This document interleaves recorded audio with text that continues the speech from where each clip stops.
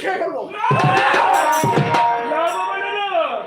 আমার কখন ধান তুমি যদি খেয়ে ফেলো তাহলে তুমি